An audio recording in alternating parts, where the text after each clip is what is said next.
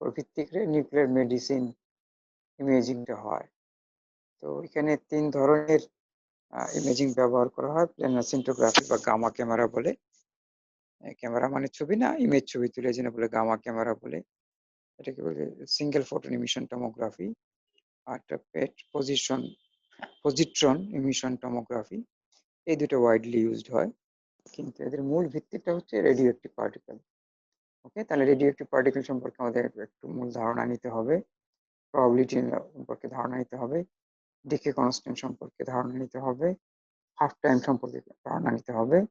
আর এগুলোর উপর ভিত্তি করেই বাকি ইমেজিং গুলো তৈরি হয়। তার রেডিও অ্যাক্টিভিটি কি জিনিস সেটা আমরা তো লিখে দিয়েছি। এটা হলো spontaneous emission of particle or electromagnetic wave, okay, from the atomic nucleus. এটা কিন্তু অ্যাটম থেকে আসে না, এটা আসছে নিউক্লিয়াস থেকে। সব নিউক্লিয়াসে আসে না, কিছু সার্টেন এলিমেন্টস এর আসে। আমরা জানি নিউক্লিয়াসের মধ্যে আমাদের প্রোটন এবং নিউট্রন আছে। এগুলো অনেক সময় extra energy, excited energy release করে, যেটা ইলেকট্রোম্যাগনেটিক ওয়েভ হিসেবে আসে, যেটাকে আমরা বলি গামা। আর পার্টিকেল হিসেবে বেরোয় আসতে পারে, ওখানে আমরা দিয়ে দিচ্ছি, দেখো, আলফা পার্টিকেল বলে। আলফা পার্টিকেল, বিটা পার্টিকেল, বিটার দুইটা beta minus particle, beta plus particle. আর ইলেকট্রোম্যাগনেটিক ওয়েভ হিসাবে আসে তোমার গামারে। তো প্রত্যেকটার আমরা সিম্বলও দিয়ে দিছি এবং আসলে কি জিনিস সেটাও দিয়ে দিয়েছি। তাহলে আলফা পার্টিকেলটা হলো হিলিয়াম নিউক্লিয়াস, আর বিটা মাইনাসটা হচ্ছে ইলেকট্রন, বিটা প্লাসটা হচ্ছে ইলেকট্রনের পজিটিভ চার্জ, যেটা পজিট্রন। আর গামাটা তো বুঝতেই পারছো, একটা ওয়েভ, এটা পার্টিকেল না। ওকে, আইসোটোপ তাহলে কাদের বলে? অ্যাটম হ্যাভিং সেম পি, মানে তার অ্যাটমিক নাম্বার সেম কিন্তু ডিফারেন্ট মাস নাম্বার, নিউক্লিয়াস নাম্বার ভেরি করে, এবং এগুলোই রেডিয়েট করে আইদার আলফা পার্টিকেল অথবা বিটা পার্টিকেল অথবা কম্বিনেশন, অথবা গামা ওয়েভ অথবা কম্বিনেশন। আমরা বলছি এই যে রেডিয়েশনটা এটা স্পন্টেনিয়াস, মানেটা কি, এবং এটা র্যান্ডম। স্পন্টেনিয়াস মানে এটা বাইরের কোনো ইনফ্লুয়েন্স লাগে না, এমনি এমনি রেডিয়েশন গুলো দেয়, আলফা বিটা গামা অথবা এদের কম্বিনেশন, কারণ সে স্টেবিলাইজড হতে চায়, মিনিমাম এনার্জিতে যেতে চায়। এটা যে কোনো সিস্টেমের, ন্যাচারাল সিস্টেমে যে ম্যাক্স মিনিমাম এনার্জিতে যায়, সে স্টেবল হবে। তাহলে কোনো কারণে তার যদি বাইন্ডিং এনার্জি সমস্যা থাকে অথবা এক্সাইটেড স্টেটে থাকে, তাহলে সে রেডিয়েশন দিয়ে আইদার পার্টিকেল অথবা গামা রেডিয়েশন দিয়ে স্টেবল হতে চেষ্টা করে ফ্রম দি নিউক্লিয়াস। তাহলে আমরা একটু আগে পড়লাম আলফা বিটা এবং গামা। আলফা বিটা হচ্ছে পার্টিকেল, গামাটা হচ্ছে ওয়েভ, ইলেকট্রোম্যাগনেটিক ওয়েভ। এটাকে আমরা স্পন্টেনিয়াস কেন বলি? কারণ বাইরের কোনো কিছু দেখে ইনফ্লুয়েন্স করা যায় না, সে নিজের মতো রেডিয়েশন দিতে পারে। এটা আমরা র্যান্ডমও বলি। র্যান্ডম মানে হলো যে তুমি যদি একটা একটা মানে ধরো ধরো তুমি 1 গ্রাম রেডিও অ্যাক্টিভ পার্টিকেল নিলা, কোনো ম্যাটেরিয়াল, সে র্যান্ডম, ওইখানে বিলিয়নস অফ অ্যাটম বা নিউক্লিয়াস আছে।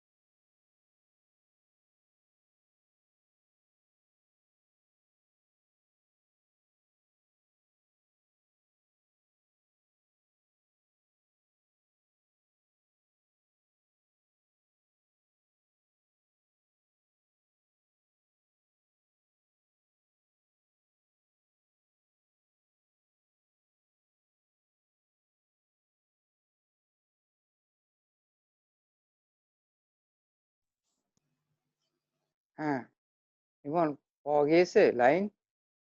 জি স্যার, এতক্ষণ শোনা হ্যাঁ, যায়নি। মাঝখানে জি শোনা যায়নি। আমার মনে হয় যে ওয়াইফাইটা ডিস্টার্ব করেছে, এখন আবার মোবাইল নেটওয়ার্কে ঢুকেছি। জি স্যার, এখন মোবাইল ডাটা আর বলো না, সমস্যা। ওকে, তাহলে তো আমরা ওই রেডিও অ্যাক্টিভিটি সম্পর্কে একটু জানলাম যে ওখানে 3 ধরনের হয়, alpha particle, beta particle and beta 2 রকম এবং গামা। ওকে, এটাকে আমরা স্পন্টেনিয়াস কেন বলি? কারণ সে নিজে নিজেই রেডিয়েশন দেয়, বাইরের কোনো ফ্যাক্টর তাকে ইনফ্লুয়েন্স করতে পারে না।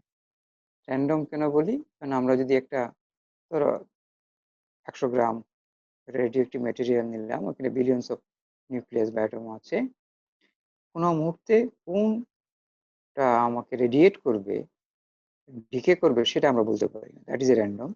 কিন্তু ওভারঅল কত রেটে করবে সেটা আমরা জানি, যেটাকে ডিকে কনস্ট্যান্ট বলে বা প্রবাবিলিটি অফ। আচ্ছা, এখন আমরা কম্পেয়ার করতে চাই আলফা বিটা গামা, কোনটা কত ডেঞ্জার কিনা এই জিনিসটা আমরা বলতে চাই। এখানে লিখে নেই ভাবছি মুখে, এই কারণে এটা যেহেতু আমরা মেডিকেল ফিল্ডে না, এই জন্য আমরা ওটা ডেপথে যাই। ডেঞ্জারটা বলতে কি বোঝায়? একটা তার বোঝায় আয়োনাইজিং পাওয়ার। আয়োনাইজিং পাওয়ার হচ্ছে number of ionization it creates as it moves through its own path. ধরো আমি একটা রেডিয়েশন আসতেছি, যে মেটেরিয়ালের মধ্যে দিয়ে যায়, হিউম্যান বডি হোক বা বাতাস হোক বা এনি মেটেরিয়াল হোক, ওখানে ইউনিট লেন্থ ক্রস করতে কি পরিমাণ রেডিয়েশন, সরি কি পরিমাণ আয়োনাইজেশন সে ঘটায়, সেটাকে বলে আয়োনাইজিং পাওয়ার। আর সে থেমে যাওয়ার আগ পর্যন্ত কতটুকু সে যায় ডিস্টেন্স, সেটাকে বলে তার রেঞ্জ বলে। রেঞ্জ বলতে বোঝায় লেন্থ আর কি। ওকে, আয়োনাইজিং পাওয়ারটা আমরা এখানে বেশি চিন্তা করছি, যে একটা একই ধরনের রেডিয়েশন আসলো না, আলফা আসলো, বিটা আসলো, গামা আসলো, কে বেশি ক্ষতিকর হবে? তাহলে যে বেশি আয়োনাইজিং করবে সেই বেশি ক্ষতিকর হবে। ওকে, কারণ সে বেশি ডিস্ট্রাকশন করে গেল। তাহলে আয়োনাইজিং পাওয়ার আলফা বিটা গামার মধ্যে সবচেয়ে বেশি হচ্ছে আলফা। কারণ তুমি দেখতে পাচ্ছ ওর চার্জ, পজিটিভ চার্জ দুইটা, তার মাসও বেশি। তার পজিটিভ চার্জ দুইটা এবং মাসও বেশি কারণে স্লো মুভিং, ঠিক আছে? সেই জন্য তার রেডিয়াম মানে আয়োনাইজিং পাওয়ারটা বেশি। তার থেকে কম বিটা, তার থেকে কম গামা। কারণ বিটার দেখতেই পাচ্ছ যে ওটার চার্জ আইদার পজিটিভ 1 অথবা নেগেটিভ 1, এবং সেটা একটা ইলেকট্রন, বেসিক্যালি ইলেকট্রনের মাস তো হিলিয়ামের নিউক্লিয়াসের থেকে অনেকখানি কম। আর গামার তো কোনো মাসই নাই, কোনো চার্জও নাই। সেই কারণে বেশি আয়োনাইজেশন পার ইউনিট লেন্থ বা আয়োনাইজিং পাওয়ার বেশি হচ্ছে আলফার, এরপরে বিটা, এরপরে গামা। ওকে, তবে হিউম্যান বডিতে ক্ষতি করবে কে কিভাবে? এটা আবার উল্টা ভাবে দুরকম ভাবে হতে পারে। কিভাবে? যদি বাইরের থেকে রেডিয়েশন আছে, ধরো আমি, তুমি, আমি একটা হিউম্যান, বাইরে এনভায়রনমেন্ট থেকে একটা রেডিয়েশন আসতো, তাহলে আলফার যেহেতু তোমার আয়োনাইজিং পাওয়ার বেশি, তার রেঞ্জ উল্টা দিকে হয়, রেঞ্জ খুব কম, অর্থাৎ অল্প একটু ডিস্টেন্সে যেয়ে সে অ্যাবজর্ব হয়ে যায়। তোমার একটা পাতলা তোমার পেপার দিয়ে, কাগজ দিয়ে কাটকে ফেলে যায়। ইনফ্যাক্ট স্কিন এই কাজটাই করে। আলফা যদি রেডিয়েশন আছে, স্কিন মোস্টলি অ্যাবজর্ব করে ফেলে, তাহলে ভিতরের অর্গানের মধ্যে সে ঢুকতে পারলো না। বিটা আরেকটু বেশি ঢুকতে পারে, কারণ তার আয়োনাইজিং পাওয়ার কম, সে স্কিন ভেদ করে বডির ভিতরে চলে যেতে পারে। গামা একদম পুরো ভেদ করে এই মাথা থেকে ওই মাথা চলতে পারে। ওকে, তাহলে বাইরের রেডিয়েশনের কথা যদি চিন্তা করি, তাহলে সেক্ষেত্রে আমার সবচেয়ে বেশি ডেঞ্জারাস হলো গামা, তার চেয়ে কম বিটা, আর আলফা একদম কম, কারণ স্কিন তাকে আটকে দিয়েছে। অন্যদিকে যদি আমরা কোনো রেডিওঅ্যাক্টিভ ম্যাটেরিয়াল খেয়ে ফেলি, বডির ভিতরে চলে যায়, তাহলে ঠিক উল্টা হয়। কারণ গামা যেহেতু বডি অর্গান পাস করে বাইরে চলে যেতে পারছে, ঠিক আছে, তাহলে অনেক অংশ আমার বাইরে চলে যাচ্ছে, ভিতরে খুব একটা এনার্জি অ্যাবজর্ব হচ্ছে না। বিটা তার থেকে বেশি অ্যাবজর্ব করাচ্ছে, তাও কিছু বেরিয়ে যাবে। আর গামা কিন্তু একদমই বের হবে না, খেয়ে ফেললে ওই বডি অর্গানের মধ্যেই সে তার পুরো এনার্জিটা ডেলিভার করবে, অর্থাৎ লুজ করবে। এনার্জি ডেলিভারি করা মানে অন্য অংশকে ক্ষতি করে ফেলা। তাহলে আমরা এইভাবে বলতে পারি যে তোমার বডির বাইরে যদি হয়, তাহলে সবচেয়ে ক্ষতিকর হলো গামা, এর চেয়ে কম ক্ষতিকর আলফা, সরি বেটা। এর এক সেকেন্ড, হ্যালো, হ্যাঁ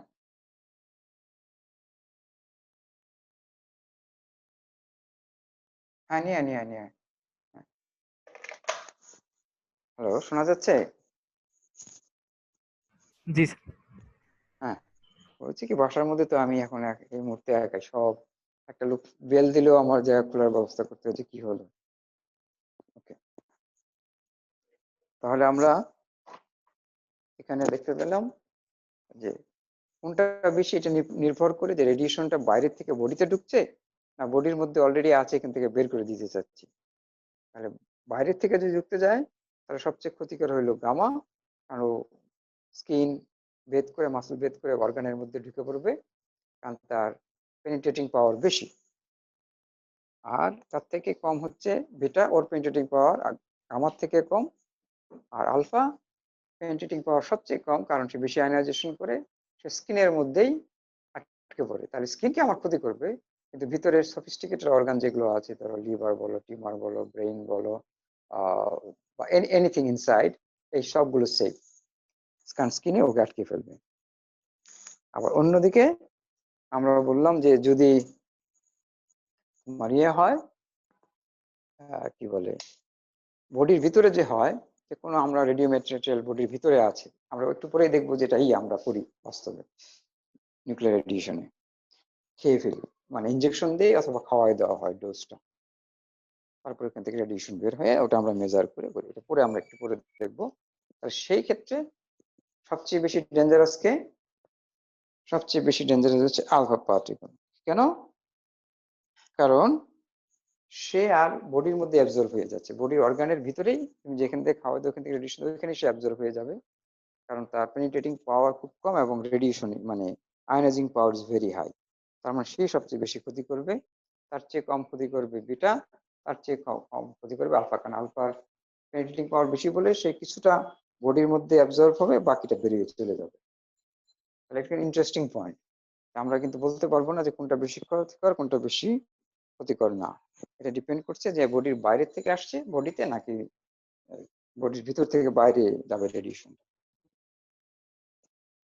ঠিক আছে, এটা অনেক সময় আমাদের জানতে হয়, মানে important issue, very important issue, পরে আমরা বুঝবো কেন ইম্পর্টেন্ট ইস্যু। তাহলে এইভাবে আমরা আলফা বিটা গামার কম্পারিজন করলাম ডেঞ্জার হিউম্যান বডির পার্সপেক্টিভ থেকে, যে মানুষের জন্য কে বেশি ক্ষতিকর এবং কোন কারণে এটা বেশি ক্ষতিকর। তারপরে আমরা বলি প্রবাবিলিটি এন্ড ডিকে কনস্ট্যান্ট। এখানে এনটা হচ্ছে নাম্বার অফ রেডিওঅ্যাক্টিভ পার্টিকেল, পরের ইকুয়েশনটা দেখো, প্রবাবিলিটি এন্ড ডিকে কনস্ট্যান্ট। এখানে আমরা অ্যাক্টিভিটি বের করছি, এটা দিয়ে আমরা নিউক্লিয়ার মেডিসিনের সব ডিফাইন করি অ্যাক্টিভিটি।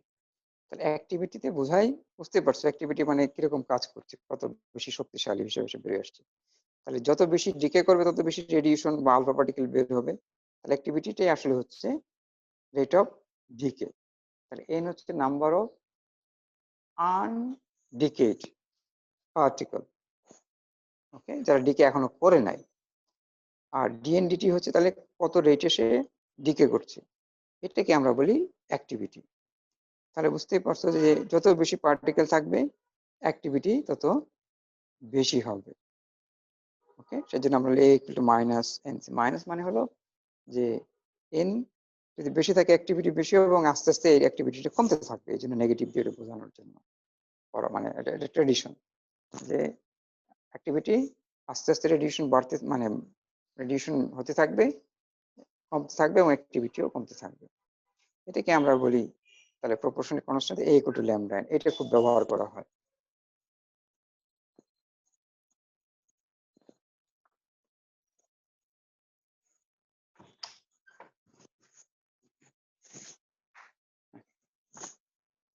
ওকে, তাহলে হয়তো আমরা ওই ইকুয়েশন লিখে দিছি ডিএনডি ল্যামডা এন। এখান থেকে আমরা একটা ইকুয়েশন বের করেছি, তুমি দেখো n by n not equal to the power minus alpha gamma t। ওকে, এইখানের মধ্যে টিটা হচ্ছে টাইম, n হচ্ছে number of particle undecayed at time T, আর n জিরোর শুরুতে t equal to t0 তে কত ছিল। ঠিক আছে, তাহলে at time t equal to t0 তে কত ছিল সেটা হলো n0, at time t তে কত ছিল হলো n, আর ওখানে আমরা যে ল্যাম্বডা দিয়েছি ওইটাই হচ্ছে time constant. Okay, that is important. তার মানে কোন রেডিওঅ্যাক্টিভ ম্যাটেরিয়াল কত রেটে ডিকে করবে সেটা তার একটা প্রপার্টি, ওইটাই তার ডিকে কনস্ট্যান্ট। ওই যে উপরে আমরা লিখছি প্রবাবিলিটি এন্ড ডিকে কনস্ট্যান্ট। তাহলে ল্যামডা আমাকে বোঝায় decay constant to that specific radioactive material. এক এক ম্যাটেরিয়ালের জন্য এক এক রকম। তাহলে এখানে দেখো আমরা একটা স্পেসিফিক ম্যাটেরিয়াল যদি নেই, ঠিক আছে, তাহলে তার ডিকে কনস্ট্যান্ট জানি, অর্থাৎ অ্যাভারেজ কত রেটে সে ডিকে করবে সেটা আমরা এক্স্যাক্টলি জানি। কিন্তু ওই মুহূর্তে কোন পার্টিকেলটা বিলিয়নস অফ পার্টিকেল থেকে কোনটা রেডিয়েশনের মধ্যে পার্টিসিপেট করেছে সেটা আমরা বলতে পারি না। এই জন্য এটাকে বলা হয় র্যান্ডম। র্যান্ডম মানে এই না যে এক এক সময় এক এক রেডিয়েশন দিতেছে, আজকে সকালে একরকম, দুপুরে একরকম, বিকালে একরকম, শীতকালে একরকম, তা নয়। তাহলে আমরা স্ট্যাটিস্টিক্যাল প্রবাবিলিটি, স্ট্যাটিস্টিক্যাল বিহেভিয়ার জানি, এবং দ্যাট ইজ ডিফাইন্ড বাই ওই যে ল্যামডাটি। ল্যামডা তার ডিকে কনস্ট্যান্ট, সেটাই বোঝায় যে ওই ক্ষেত্রে কত রেটে সে ডিকে করবে। পেজ 2 তে চলে যাও। ওকে, পেজ 2 তে লিখে দিয়েছি। Wait, এক সেকেন্ড আমি সাজিয়ে নিই। হ্যাঁ, পেজ 2 তে আমরা লিখে দিয়েছি n equal to n0 to the alpha t। আর যেহেতু আগের ইকুয়েশন আমরা দেখিয়েছি যে activity is proportional to n, তাহলে আমরা ইন টার্মস অফ n ও বের করতে পারি। এটা ফিজিসিস্টরা বেশি ইন্টারেস্টেড হয়। n equal to n0 e to the power lambda t, কেমন, কারণ ওরা ওই নাম্বারটা ইম্পর্টেন্ট। তো আমরা পরেরটাতে দেখো, পরেরটাতে আমরা মোর ইন্টারেস্টেড ইন অ্যাক্টিভিটি, কারণ যে রেটে রেডিয়েশন হচ্ছে সেটাই তো আমাদের জন্য প্রযোজ্য। আমরা বেশিরভাগ ক্ষেত্রে ইউজ করি অ্যাক্টিভিটি। দেখতেই পাচ্ছ activity at any time t equals to a naught, it is minus lambda t। এখানে a naught হলো যে স্টার্টিং পয়েন্টে তার অ্যাক্টিভিটি কত ছিল। পাশে আমরা একটা এক্সাম্পল দিয়ে দিয়েছি, ওটা আর এক্সপ্লেন এখন করা দরকার নেই। তুমি দেখতেই পাচ্ছ এক্স্যাক্টলি যে আমরা ইকুয়েশন ব্যবহার করেছি। ল্যামডা ফর কার্বন 14, n0 হচ্ছে 100 বিলিয়ন পার্টিকেল আছে, ঠিক আছে। 1 কোটি সমান কত, এটা থেকে আমরা হিসাব করে বের করে ফেলতে পারি যে এট এনি আদার টাইম কতটুকু অ্যাক্টিভিটি থাকবে বা কতটা পার্টিকেল থাকবে। না, হাফ লাইফ, এইটা হচ্ছে আমাদের জন্য খুব ইম্পর্টেন্ট। হাফ লাইফ কাকে বলি, হয়তো তোমাদের মনেও আছে যে অ্যাক্টিভিটি যতক্ষণ হাফ হয়, যে সময় নেয় অ্যাক্টিভিটি হাফ হওয়ার জন্য, সেটাকে আমরা বলি হাফ টাইম।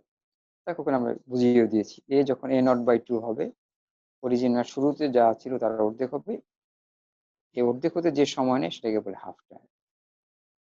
ওকে, এখানে একটু মিসকনসেপশন অনেক সময় আছে, এই জন্য আমি অ্যাক্টিভিটি বলেছি। অনেক সময় বলে যে ওই n হাফ, হাফ মানে কিন্তু এই না যে তার ওজন মাস আগে 1 কেজি ছিল, হাফ টাইম করে তার হাফ কেজি হয়ে গেছে, তা নয় কিন্তু। তার মানে ওই কয়টা পার্টিকেল রেডিয়েশনে অ্যাক্টিভেট করেছে বা পার্টিসিপেট করেছে। ওকে, ওজন হয়তো সামান্যই কমেছে, আর যদি গামা রেডিয়েশন থেকে ওজন প্র্যাকটিক্যালি কমেই না। অনেক সময় মিসকনসেপশন হচ্ছে হাফ, তার মানে আগে 1 কেজি থাকলে এখন হাফ কেজি হয়ে গেছে। নো, ইটস নট যে পার্টিকেলটা ধ্বংস হয়ে গেছে, ওই নিউক্লিয়াসের ওই নিউক্লিয়নটা রেডিয়েশন দিয়েছে। এখানে ধরো আমরা একটা এক্সাম্পল যদি 100টা যদি থাকে, 50টা রেডিয়েশন দিয়ে শেষ করেছে, বাকি 50টা রয়ে গেছে। ইট ডাজন্ট মিন যে আমার 50টা নিউক্লিয়াসের থেকে ওই নিউক্লিয়নটা ধ্বংস হয়ে গেছে। ওকে, এটা একটা মিসকনসেপশন, আমারও ছিল, আমি যখন ছাত্র ছিলাম স্যাররা কোনোদিন এক্সপ্লেন করে নাই। আমারও মনে হতো যা ছিল অর্ধেক হয়ে গেছে, বাকি নাই। আসলে তা না, বাকিটি মানে পার্টিসিপেট করেছে in the radiation process, either alpha অথবা বিটা অথবা গামা অথবা কম্বিনেশন। তাহলে এখানে তুমি দেখো, পরে আমরা বের করলাম lambda T half equal to ln T. তার মানে এটা তো অবভিয়াসলি বোঝা যায়, বুদ্ধিমান মানুষ বুঝবে যে ডিকে কনস্ট্যান্ট আর টাইম পিরিয়ড, হাফ লাইফ, এই দুটোর product is a constant, ln two is a constant fixed value, তাই না? কমন সেন্স তাই বলে যে তুমি যদি ফার্স্ট রেটে ডিকে করো, ডিকে কনস্ট্যান্ট যদি বেশি হয়, তাহলে অর্ধেক হইতে তো তোমার কম সময় লাগবে, তাহলে এই দুইটার প্রোডাক্ট মাস্ট বি কনস্ট্যান্ট। তাহলে এখানে থেকে আমরা দেখতে পাচ্ছি যদি আমরা তাহলে ডিকে কনস্ট্যান্ট জানি, তাহলে হাফ লাইফ বের করে ফেলতে পারি। এইটা আমরা খুব কমনলি ইউজ করি। আর প্রত্যেকটা রেডিওঅ্যাক্টিভ ম্যাটেরিয়ালের decay constant is a fixed, তার মানে বোঝা যাচ্ছে যে half life is also fixed. আমরা এখানে একটা এক্সাম্পল দেখিয়ে দিয়েছি যে তোমার কোনো একটা সোর্স থেকে যদি রেডিয়েশন বের হয় তাহলে তার ইন্টেন্সিটি কত হবে, কত হয়। তাহলে তুমি দেখতেই পাচ্ছ যে এখানে আমরা ইন্টেন্সিটি বের করে তারপরে 4πr², কারণ এটা হলো সারফেস এরিয়া। রেডিয়েশন যদি বেরিয়ে সব দিকে সমান পরিমাণে যায় তাহলে টোটাল রেডিয়েশন পুরো সারফেসের উপর পড়ছে। তো সারফেস কি হবে, স্ফেরিক্যাল হবে 4πr²। তাহলে ইন্টেন্সিটি কত হবে, energy divided by the area. ঠিক আছে, এখানে আমরা একটা এক্সাম্পল করে দিয়েছি যে যে রেডিয়েশনটা বের হচ্ছে তার এনার্জি হচ্ছে 140 কিলো ইলেকট্রন ভোল্ট, এটা স্ট্যান্ডার্ড একটা আমরা করে বলবো।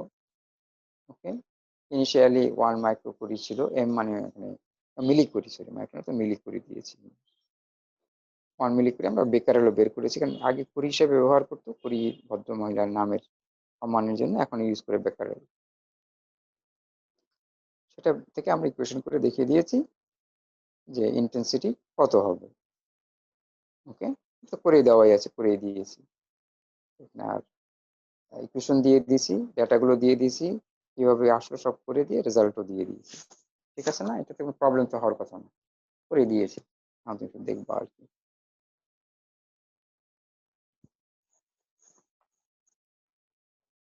ওকে, তাহলে আমরা এখন পেজ 3-তে যাই।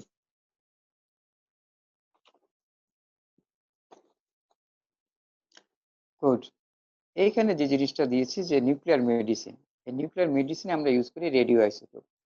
ওই রেডিও আইসোটোপে আমরা কি কি জিনিস জানলাম, তার প্রবাবিলিটি জানলাম, ডিকে কনস্ট্যান্ট সম্পর্কে আইডিয়া পেলাম, তার কিভাবে ডিকে করে সেটা জানলাম, হাফ লাইফ কিরকম সেটা আমরা জানলাম।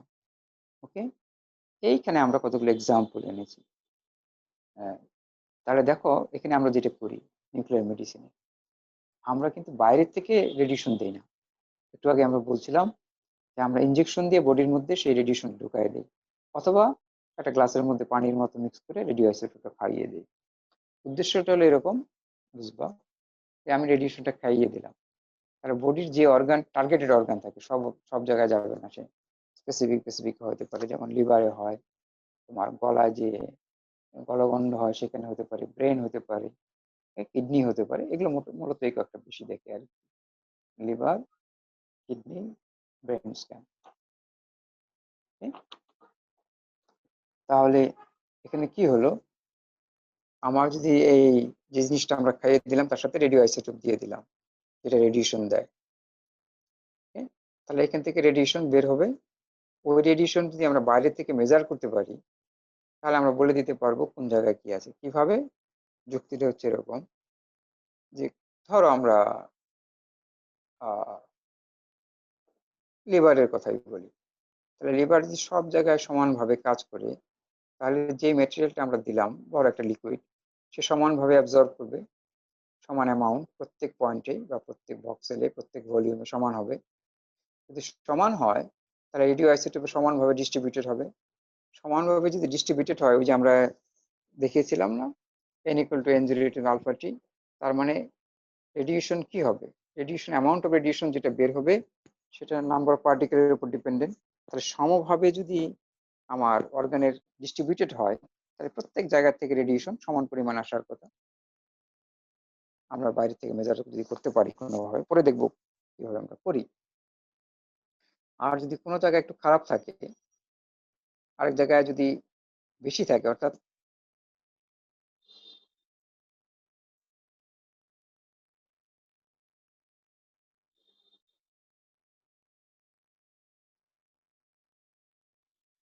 দাঁড়া, আসাদ স্যার একটা ফোন দিয়েছে।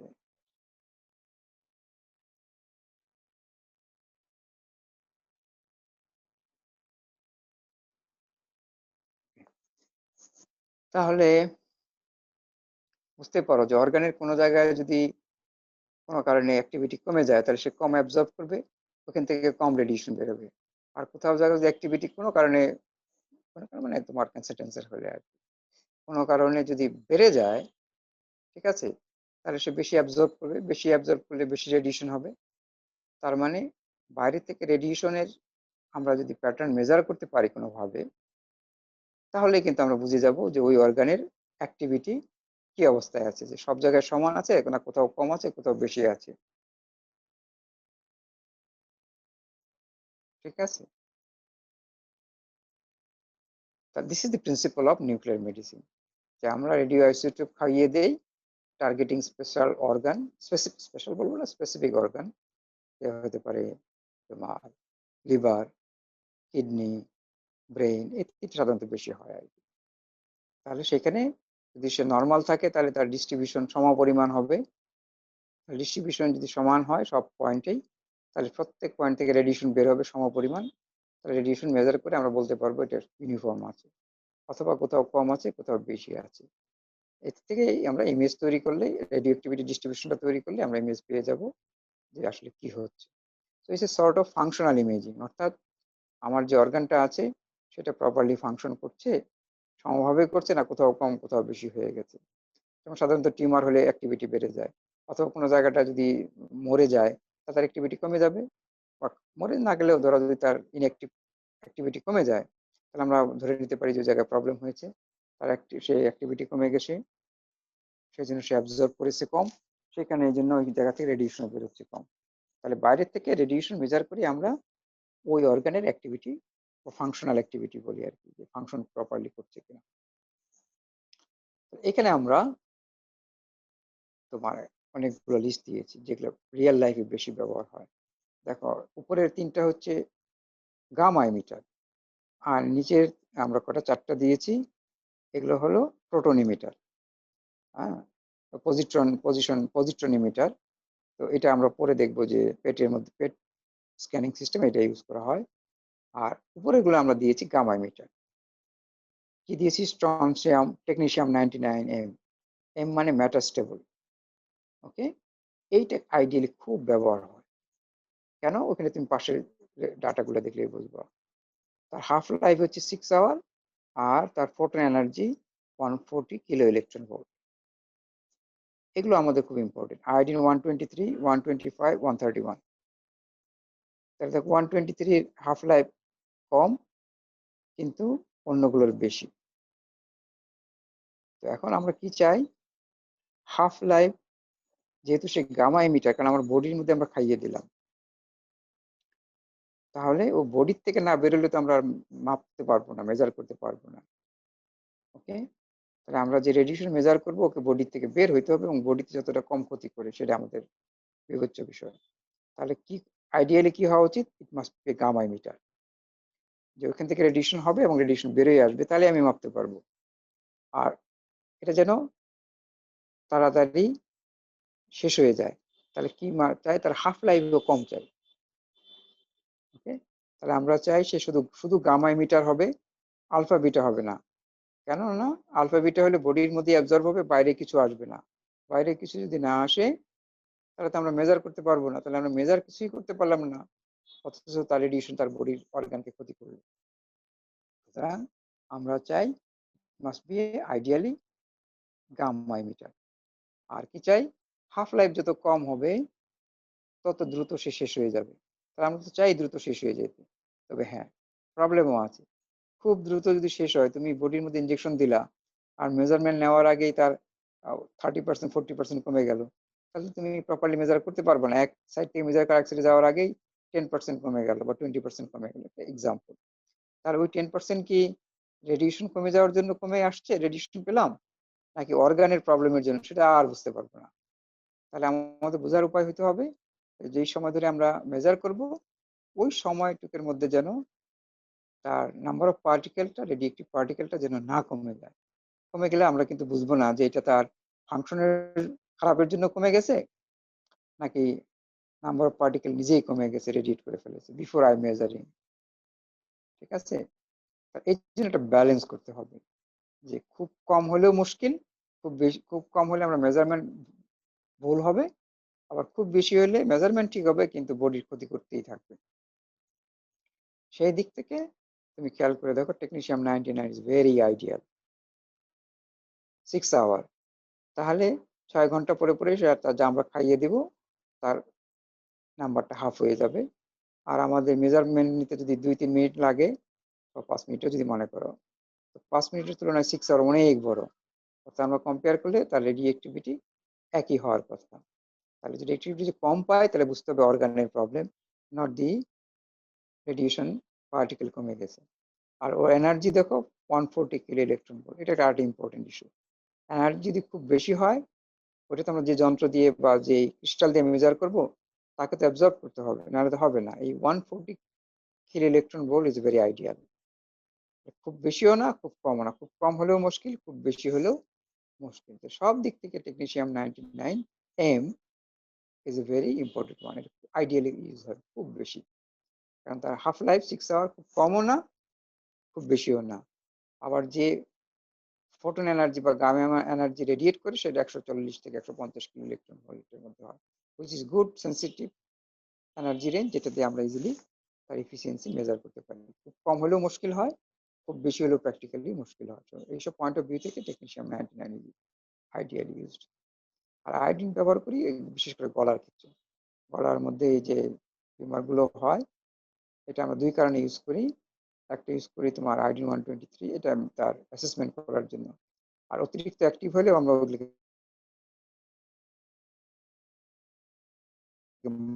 মারতে চাই সেল।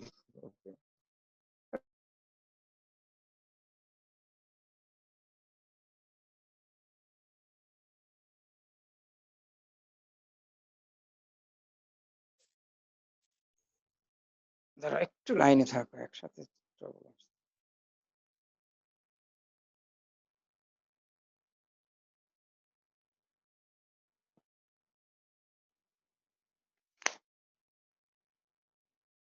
ওকে, তাহলে আমরা বুঝলাম যে why technetium 99 is widely used।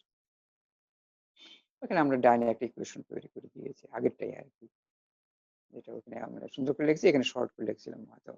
তখন চিন্তা করছিলাম এই ক্লাসে আমরা এইভাবে দেব। তাহলে এই যে একটু আগে আমরা বললাম যে আমরা বাইরে থেকে মেজার করব রেডিয়েশন, ঠিক আছে?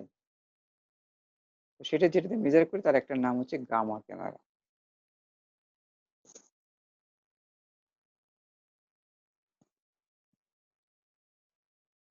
তাহলে ওখানে তুমি দেখো, এখানে আমরা লিখে দিয়েছি ওর কি কি কম্পোনেন্ট আছে। Collimator, scintillation crystal, photomultiplier tube, position detection logic circuit, pulse site analyzer, computer for image formation and processing and display। তাহলে নিচে, তার নিচে একটা ছবিও আছে, ওখানে আমরা এঁকে দিয়েছি, তুমি দেখো যে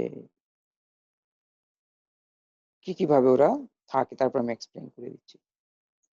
একটু দেখো, তারপর আমি এক্সপ্লেন করছি।